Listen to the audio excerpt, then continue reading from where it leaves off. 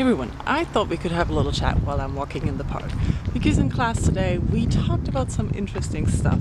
Basically we talked about the relation or connection between our stuff and our self, like what the stuff means for our identity and how we relate through our stuff to others and the world around us.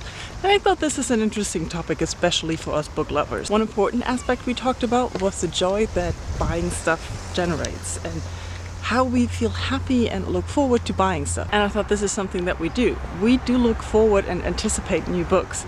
We love buying books. Books make us happy and we show them off. We just want to share our acquired books with the whole world, or the rest of Booktopia. Another important point that was made was how we identify through our stuff, or how we know through our stuff who we are and how we find our place in society and the rest of the world through our stuff, and how that helps us feel that we belong somewhere. And I think we can also say that about our books. We really identify with what we read, and we identify through the books to other readers. We identify through liking the same books to people. We identify through the same interest in reading, and I think there is a true point about this.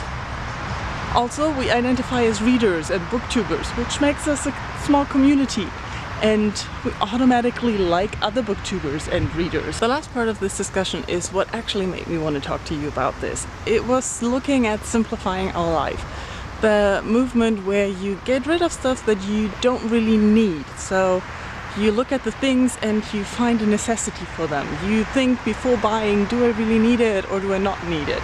You just basically declutter your life and get rid of stuff. And while I do consider myself very, not minimalistic, but definitely simplified in what I have and what I own, I don't really have an overabundance of stuff.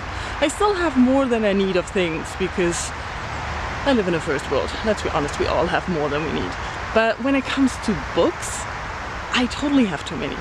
Well, you cannot have too many books, but you know what I mean? I have more than I need, and I do consider them a necessity. I do try to not have too many unread books lying around, you know that. I don't have like hundreds of books, but I still have more books than I read. And I have more books than I can reread again, and I do acquire more books, and I want to have more books. I find it very hard to simplify book buying and to not buy books. Of course, you could say now that I could go to the library and just solve the problem and minimize the books I have and just borrow them. There have been a lot of talk about libraries and the advantages of libraries lately, but my statement is I can afford books right now and I want to have them. I really miss that I don't have any access to the books that I read when I couldn't afford books and just mainly borrowed them from libraries.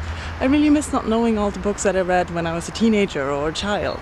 So I really like buying books and keeping them, and that is something which has me question the whole thing with being a minimalist or being a materialist, because I wouldn't consider myself either. But what does it mean that I have books, that I collect books? Books make me happy. I can identify with my books and identify with other people through my books. But it's not all I am, but it's definitely a huge part of my identity. And I'm really curious to hear your thoughts on this. Do you identify through your books? And how do you relate through your books to others?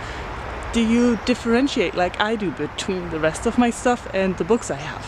Because that's not the same. So let's talk about the relation between our books and ourselves. Thank you all for watching. I'll talk to you tomorrow. Bye bye.